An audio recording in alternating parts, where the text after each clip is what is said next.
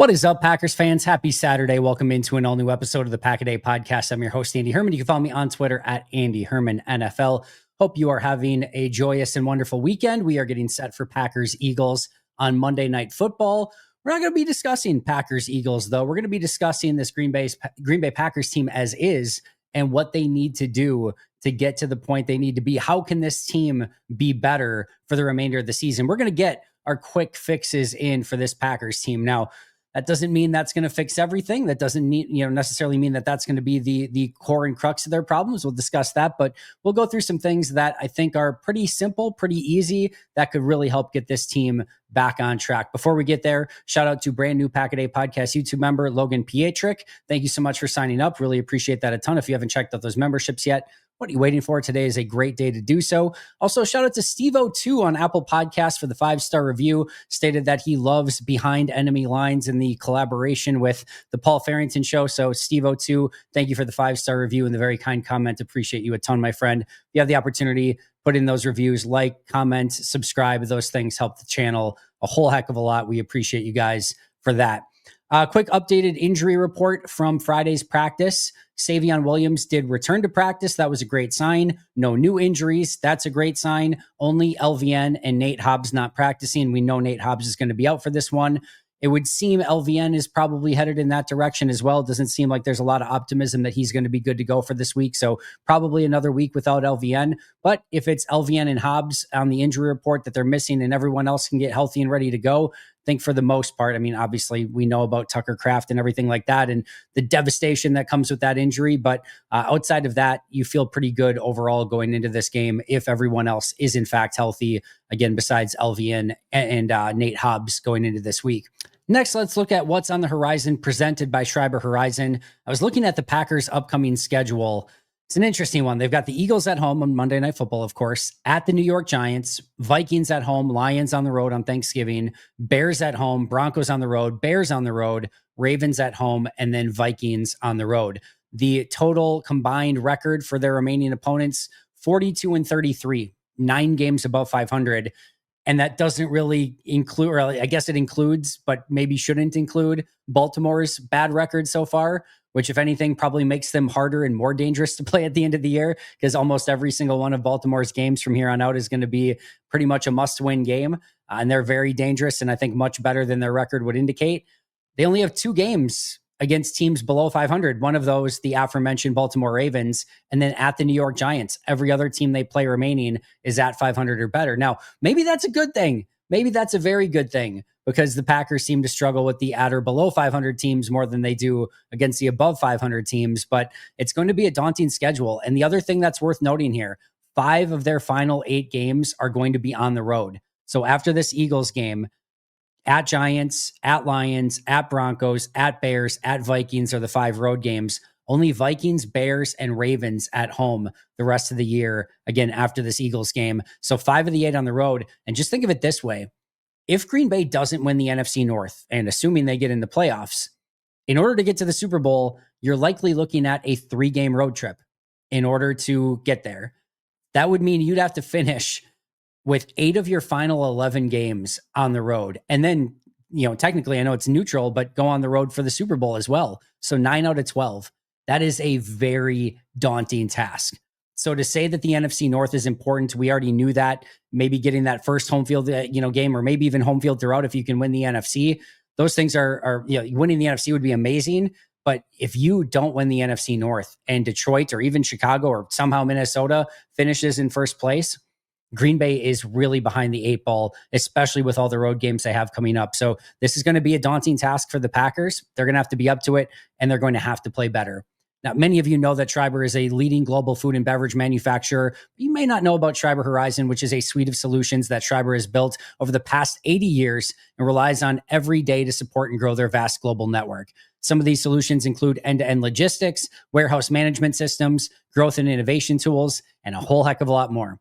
The best part is that these solutions are all backed by Schreiber's 80 plus years of trust and operational excellence. If you're interested in Schreiber's entire suite of solutions, just snap a picture of the QR code on the screen and you are going to be one step closer to optimizing your business. You can also check them out over at schreiberhorizon.com. Built on Schreiber's legacy, designed for what's next. All right, let's get into our main topic because as we discussed, Green Bay's schedule is not an easy one. Lots of games on the road, lots of games against good teams, and they're going to have to be better than what they've shown in the first half of this season so far. So, what can they do?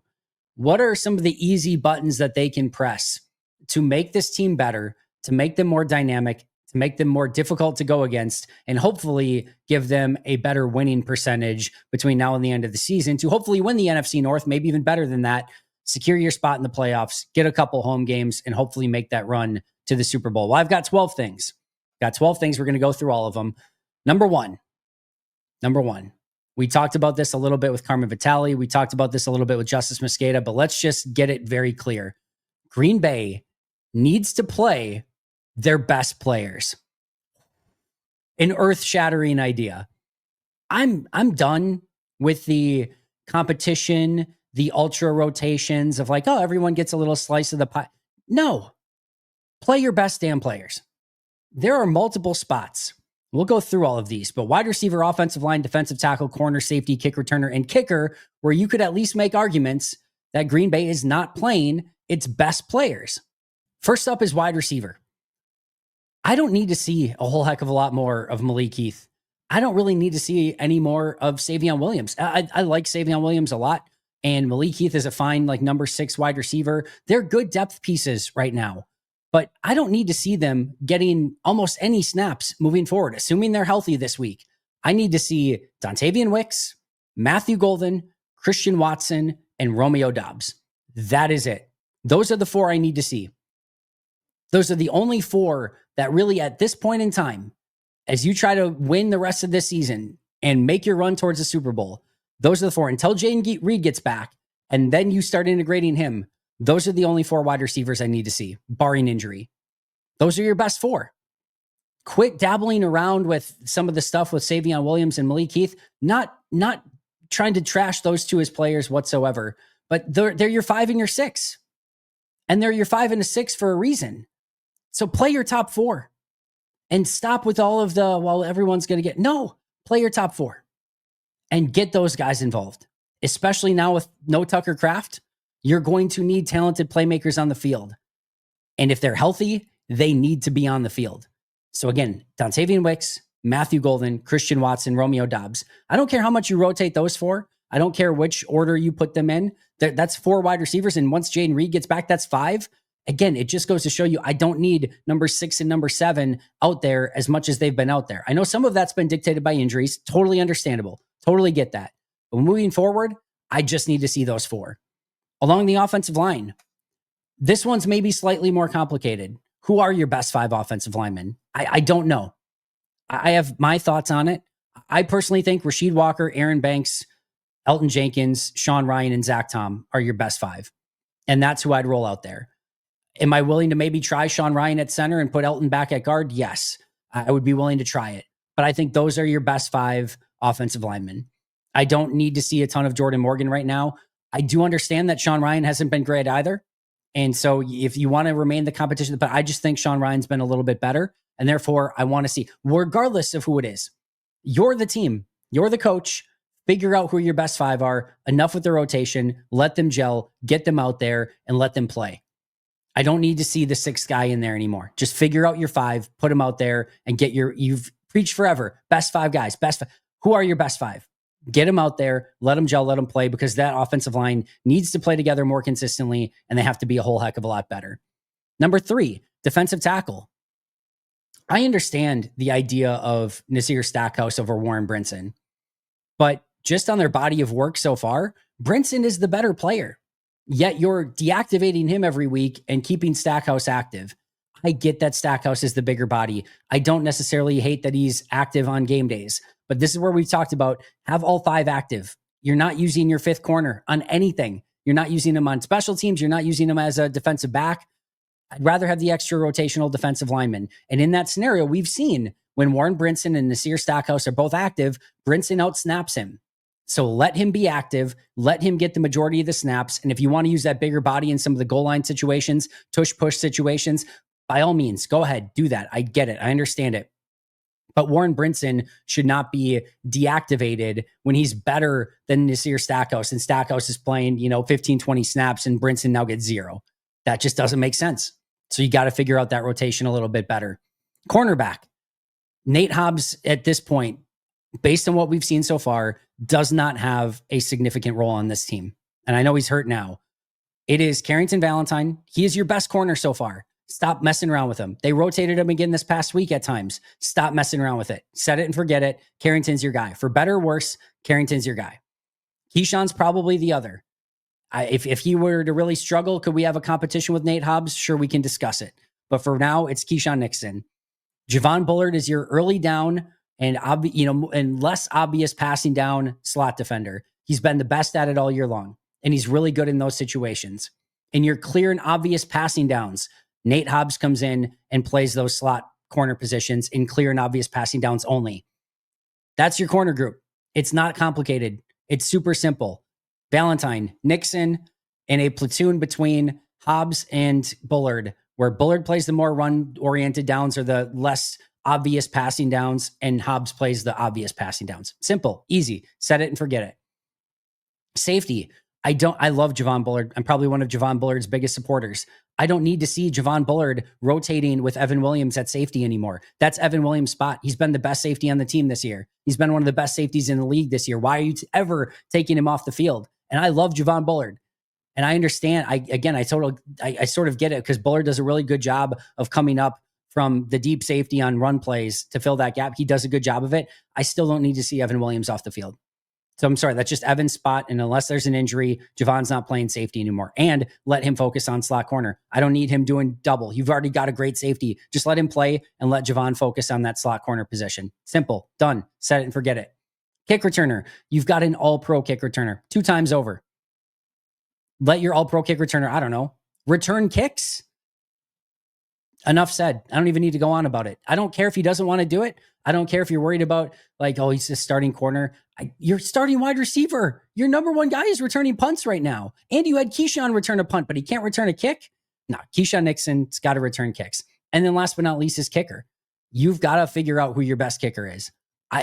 Whoever you can't keep holding 2 on the roster. Pick your kicker. Let him kick. Stop with the question mark of who's it's going to be. And if you're going to keep Haversick and never use him, that's just a waste of a spot. So pick your guy after this week. If McManus is good this week against Philly and there's no, issues, it's McManus. If not, if McManus struggles, you got to go to Haversick. It's that simple. This is the week you decide it, then move on, pick your kicker, and enough with the competition. All right. Those seem simple to me. Play your best players all over, but specifically in some of the issues at wide receiver, offensive line, defensive tackle, corner, safety, kick returner, and kicker. Number 2, that was just number 1. And that's like a lot of pretty simple fixes. It seems great. Just get your best players on the field. Pretty simple, right? Number 2, sign Asante Samuel Jr. Figure it out. You've got the money. You've got the resources. You're a competitive team. You have a Derek Ansley connection. You can have him play a ton of snaps. There's everything there for Asante Samuel to be happy. Now, it takes 2 to tango. The Green Bay Packers could offer the most money and the best Super Bowl odds. And Asante Samuel might still say, I want to go play for whatever team, right? I want to go play in Carolina. It's warmer. I like Carolina. We have no idea, right? So he could just not choose Green Bay, but Green Bay should be doing everything in their power to effort getting Asante Samuel to Green Bay. I'm not even a huge Asante Samuel Jr. guy. I think he has deficiencies in his game. Do I think that he solves the cornerback issues? I don't. Do I think he can be an upgrade? I do. And do I think that it's worth taking the shot and seeing if somebody that's ultra motivated to play extremely well the rest of the year to get a $20 million free agent contract is worth bringing in? Hell yeah. Bring in all the competition that you can at this point. Asante Samuel Jr. makes sense. Let him play, see what you have. And it just doesn't make any sense to let him get anywhere else with everything that you have riding on this season. And you can use a player exactly like him, especially in some of the extremely obvious coverage positions, which is what Asante Samuel Jr. is best at. Is pure coverage. His tackling's not great, but he can cover. And then he can cover in the slot. He can cover on the outside. And Green Bay can use more coverage. We all know that very, very well. Number 3, I want to see a little bit of reorganization in this coaching staff. Now, I'm not talking about firing anyone. I'm not talking about stripping anyone of any titles. You can figure that stuff out in the offseason. Everyone's pay can remain the same and everyone's title can remain the same. You've got Nathaniel Hackett as a special assistant that's working on the defensive side with Jeff Hafley. You've got Luke Getsy, who's a senior assistant, who's a former offensive coordinator, as is Nathaniel Hackett, and a former head coach in Nathaniel Hackett. You've got Jason Vrabel as your passing game coordinator. Let those three, take Hackett, put him back on the offensive side, let Getsy less with the quarterbacks, more with the offensive coordinator side of things. Let those three figure out red zone and passing offense and third down plays. Let them all handle that. We're going to take that off of Adam Stenovich's plate, and we're going to let him focus solely on the offensive line. Steno may not like that because it's going to feel like a demotion. What I'm going to say to Steno is, listen, we're paying you to be an offensive coordinator. And right now, the biggest thing that you can provide us as an offensive coordinator, as a offensive coach, is making sure the offensive line is the best they can possibly be. I cannot stress this enough. If the offensive line continues to play as they've played the first half of the season, nothing else matters. They cannot win at a high level with them playing the way that they have. Not consistently, not through a 3 or 4 game stretch to win a Super Bowl. So that has to be all hands on deck. Adam Stenovich, one of the best, great offensive line minds in the NFL. You are focusing on getting this offensive line right. And that is that's more important than anything else that you can possibly bring to the club. So that's your new job. Getsy, Hackett, Jason Vrabel, you're going to have to fill in for some of the stuff that Steno was doing and work with Matt in that way. And that's okay. It's just it's a different, and Jeff Hafley will be totally fine without Nathaniel Hackett helping them. Hafley survived last year without Nathaniel Hackett. So get Hackett more involved in the offense. He was one of the people who really was in charge of the red zone when Green Bay was really good in the gold zone era. So get him back working, red zone. Let Jason Vrabel work third downs, whatever the case may be. You can divvy that up how you want, but I want Steno working full-time in the offensive line because it's the most important thing that he could do the rest of the season. Hey friends, Andy Herman here. Time to get our sleeper picks in for this upcoming Sunday. And I'm going with the international game, which is always fun, but it's always a little bit more exciting when you add some sleeper picks on top of it. Tried a little different philosophy this week. I'm excited about it. We're going Michael Penix, longest completion, greater than 33.5 yards. Darnell Mooney, longest reception, greater than 17.5 yards. And Tyler Warren, longest reception, fewer than 19.5 yards. I'm excited about this one. Get your picks in over at Sleeper. And the best part is that you can get a 100% match up to $100 by utilizing code PACKADAY. Again, a 100% match up to $100 by utilizing that code PACKADAY. Terms and conditions apply. See Sleeper for details. Available in over 25 states nationwide. So what are you waiting for? Get your Sleeper picks in today. Hey friends, a huge shout out to Roe for sponsoring today's video. I have a question that I want to start off with you guys. How do you know that your partner in a relationship is in the mood? Is it a subtle touch, a surprise kiss? Whatever that signal is, that's your signal that it's time to pop a Roe Sparks. Now, there's a lot that I love about Roe Sparks, but my favorite thing is that Roe works faster than other treatments because they dissolve under your tongue and work directly into the bloodstream. Plus, Roe Sparks dual action formula contains tadalafil, which stays active in your system for up to 36 hours. So when you get aroused, your body can respond and you will be able to perform in less wait time. And Roe connects you with a medical provider 100% online, so you do not have to waste time in waiting rooms. And if approved, treatment ships directly and discreetly to your front door. Now, if prescribed, new sexual health patients get $15 off their first order on a recurring plan. Connect with a provider at ro.co/packaday to find out if prescription Roe Sparks are right for you. That's ro.co/packaday for $15 off your first order. So what are you waiting for? Connect with a provider to find out if a prescription Roe Sparks plan is right for you. Number 4, lean into the analytics. I need to see Matt LaFleur coach less with his gut and his heart and more by trusting the math and the football IQ of what you should be doing in those specific situations. Does he have to follow it to a T 110% of the time? No, I'm not saying it has to be followed directly, but I want to see like 90% of the decisions based on analytics with maybe a one-off here or there be decided of like, I don't think it's the right time. Like the 4th and 8 last week is a great, all the analytics will always tell you to go for it. And the analytics say, no, you need to kick that field goal. And Matt also needs to recognize he was going to have to burn a timeout in order to get to that play, which is also a huge analytical no-no in that situation. And all of his best players were on the bench. Only Romeo Doubs and a bunch of backups were on the field in that situation because of injuries and other stuff going on. So that's not the time to go for it. So trust your analytics. let that be your guide, not your random gut feeling in the moment, which has been, to be fair, completely off almost all season long. When you've gone aggressive, it's backfired. When you've gone passive, it is backfired. Just trust the analytics and say, that's what we're going to go with the vast majority of the time. And I think that will clear up some of the bizarro decision making in some really interesting moments, to say the least, and allow you to not maybe be on tilt on some of those key decisions. Number 5, we talked about this with Mike Wall. I'd like to see a little bit more heavy formation, 6 offensive linemen. I think it can be a really interesting package for you, especially I know a lot of times you're thinking of 6 offensive linemen, and then we're going to bring in a tight end, and we're going to go 2 wide, maybe 2 on the same side, and then a running back. I kind of want to see an 11 personnel with your tight end basically being a 6th offensive lineman. Give me the little bit more spread out with Christian Watson and Romeo Doubs and Dontavian Wicks this week, or Matthew Golden, any of the 3. I don't care which ones. And then Josh Jacobs in the backfield. And I'm not going to use it tight end. I'm using a 6th offensive lineman. I want to see how you come out against that. In fact, what I really want is Wicks, Watson, and you know what? I'm going to go back on something I said earlier. Maybe give me Wicks, Watson, and Heath a little bit as my 3 wide receivers, the 3 best blocking receivers on the team, and then Josh Jacobs at running back. And let me see how they match up with that. If they come out in nickel, I got 6 offensive linemen, 3 awesome blocking receivers against 3 usually bad tackling corners, and I got Josh Jacobs in the backfield. I'm going to run the football. And if not, I've got 3 wide receivers out there. If they're going to come out more in a base set, I got 3 wide receivers. You got 3 linebackers. All right. I guess what?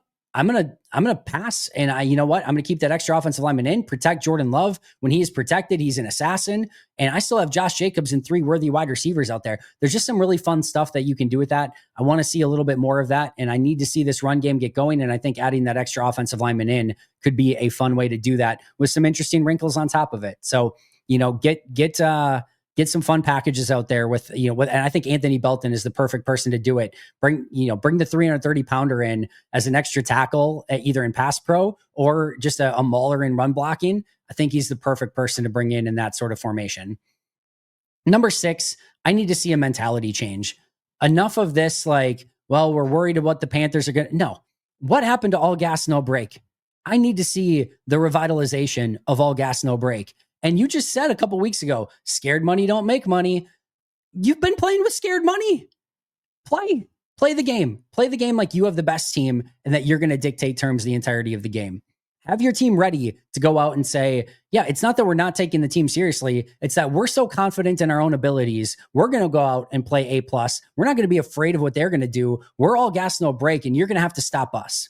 That's the difference in mentality shift that I need to see from this team. And Matt had it at one point. The all gas, no break was maybe a fun sort of saying at the time, but he lived it a lot more back then. And now it's just gas in the, fourth quarter when we're down or when we have to have it. Other than that, we're just going to live in neutral. Mostly neutral, some gas every once in a while, but also some break mixed in. I want all gas, no break. That's where I want you to live.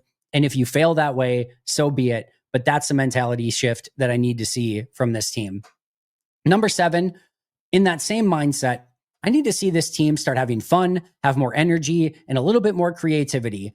It just feels stale. It feels flat. It's nothing like those first 2 games against Detroit and Washington. How can you get that defense more fired up? How can you get them more energetic? How can you get the sidelines going crazy again? Whatever it takes. Whether you need to go up tempo, no huddle a little bit more, whether you need to throw a trick play in here every once in a while, hopefully one that's successful, just getting a little bit more energy, a little bit more fun. It feels like everyone's, butt is just clenched so tight of if anything goes wrong, everything is just, it just feels there's negative vibe, negative energy. How can we spin that around? How can we just have a little bit more fun, have a little bit more energy, have a little bit more intensity, and again, have a little bit more creativity? That's another thing that I need to see from this team. When they are playing fast and energetic, this team is very difficult to beat. When they're playing flat and a stale brand of football, well, Carolina and Cleveland can beat them in those scenarios. So find a way to bring out that energy in the team. Number 8, I need to see the weaponization of Edgerrin Cooper just a little bit more. It's difficult because sometimes that means leaving some corners on an island, and that hasn't worked out super great for you. But Edgerrin Cooper is too much of a playmaker. He's too damn fast, and he's too damn special to just kind of be left on that second level and chasing things down. He's really good at that, and there definitely needs to be a piece of that. But how can we put him in advantageous positions to get to the quarterback or to stop the run or whatever it may be, spy the quarterback, just get him in positions where he can be sort of the focal point a little bit more. Just feels like we've gotten away, or we've seen Green Bay get away from being able to utilize him as the true special. It felt like a necessity last year where it's like, we got to weaponize this guy because he's our best defender and we've got to and now it's like with Micah there, like Mike is the guy, which is rightfully so, but can you still find a way to also weaponize Coop a little bit more? And I think that's going to unlock some of the playmaking with your defense as well. Number 9, maybe this is a little bit of a redo from a couple of the things that we've said so far, but stop grinding out games. That's not your DNA. You don't want to play each team gets 6 possessions and we're going to limit the overall possessions. We're going to be more efficient than you. It's not going to work for you. It's not going to work for you with consistency over time. You might end up winning games on the season playing that way. You might end up with a, 10 or 11 win record and get in the playoffs, but it's not going to get you ultimately where you want to go. And that kind of goes back to the all gas, no break. I want to see tempo. I want to see energy. If you are a good football team, which I think Green Bay is, you've got good players, the longer the game stretches on, meaning the more plays, the more drives, the more everything, the better chance that the better team wins. You want more possessions and more drives in the game. You don't want fewer. When each team only gets 5, or 6 drives, I think the last game was 6 legitimate drives, anything can happen. Anything can happen in that scenario. You want more drives. So you really have to make it so that you can get to the point where you have a lot of opportunities to score points, a lot of opportunities to get takeovers, and that your star and skill players are going to show up a little bit more when you have more opportunities to do it. So stop grinding out these games. Be a team that is, again, pressing a little bit more on offense, trying to get more drives, more plays, and be a little bit more aggressive on defense. And you know what? If you give up a couple big plays in the span of that, that's okay. But you don't want to play these grinded out games. It doesn't fit your DNA. Number 10, find a damn punt returner. Aeneas Smith, Panthers practice squad, returned 4 for 63 in preseason. Courtney Jackson, Seahawks practice squad, had 5 punt returns, 74 yards, a 14.8 yard average. AJ Henning, Dolphins practice squad, 3 returns, 104 yards on kick return, 4 for 59 on punt return for a 14.8 yard average. Jamal Pritchett, Jets practice squad, 9 for 103 on punt return for an 11.4 yard average. Amir Smith Marset, Giants practice squad, had 3 for 30 punt returning, 10 yard average. Also had a 100 yard kick return for a touchdown in 2024 and a 79 yard punt return touchdown in 2023. I'm not going to go out and scout every one of these possible returners, but they've all had some success, whether it be in preseason or regular season. If you can keep 2 kickers on the roster, you can keep a kick returner / punt returner on the roster. I'm more looking at punt returner here, but go out, scout those 5, whichever one looks best, bring them in, make them their punt returner, because right now you do not have one on the roster. Number 11, let Jordan Love cook. This is Jordan's team. I'm not saying don't let Josh Jacobs cook, but your primary focal point has to be Jordan Love. He's the franchise guy. He's QB1. He's playing fantastic. Protect him. Let him be the distributor. Let him be the guy that wins you or loses you games. That's what you're paying him to be. That's what he can be. He seems like he's on the precipice of being one of the great quarterbacks in this league. I know he didn't have a great game this past week in a couple plays. The rest of it was pretty dang good. But overall, this is going to go as far as Jordan Love is going to take you. And the sooner you can recognize that and the sooner you can play to that strength, the better. Now, I get sometimes the game plan may need to change a little bit, but in some key situations and key moments, like a 3rd and 4 a week ago, a screen pass ain't it. Let Jordan have that play and let him see what he can create, because when he can create, you're usually in a better spot. Call the right play call, let him get through his progressions, and we've seen him take off and scramble. We've seen him create plays on his own. Let Jordan be the straw that stirs the drink. He needs to be the guy in Green Bay. And last but not least, number 12, find your identity. Who are you? Are you a pass first team? Are you a run first team? Are you a grinded out team, which I said I don't think we are, or I don't think Green Bay is, but what is your identity on offense? What is your identity? Like, is it bend but don't break? Is that what you really want it to be? Who are you as a team? It can't just be we're going to try to out scheme the other coaching staff every single week. That's not going to work. You have to figure out what is the core of your DNA. What is the nucleus of what you do as a team? What is it that you do that dictates terms to the other team? It doesn't feel like Green Bay has that identity right now. They're not a hard-nosed team. They're not exactly a finesse team. They're not a high-scoring team. They're not a defensive team. They're not an offensive team. They're certainly not a special teams team. Like, what is it that you're going to do better than everyone else that's going to ultimately get you a Super Bowl win? I don't know what that thing is, but they have to figure it out, and they have to bake that in to the core of who they are moving forward. Otherwise, they're just going to be rudderless, and it's really tough when you don't have that one thing that you do best to go out every week and just try to outplay the team that's in front of you, because they're going to do something better than you, and that could be what swings the game in the opposite direction. So the 12 things: play your best players, sign Asante Samuel Jr., reorganize the offensive coaching staff, specifically with Adam Stenavich as the more offensive line oriented. Lean into the analytics, more heavy packages and formations, bring back the all gas, no break mentality, more fun, creative energy. Just get this team a little less flat moving forward. Weaponize Edgerrin Cooper, stop grinding out games, find a damn punt returner, let Jordan Love cook, and find your freaking identity. Listen, all those things are great. They can all help, but the main things this team needs to do is figure out attention to detail, work on their technique, their focus, and their intensity on a game-to-game basis. All those things can help. They're, I think, easy things that you can make work right away. But it's the true attention to detail, the true grinding out the technical work and being the best at your craft that's going to get this team better. They're going to have to really work hard if they want this. Those are some of the, surface level things, those 12 things that you can do to help. Puts a little makeup on some of the ugly spots. But the truth is, they have to be better technically. They have to be more sound and more attention to detail oriented if they want to be a true Super Bowl contender.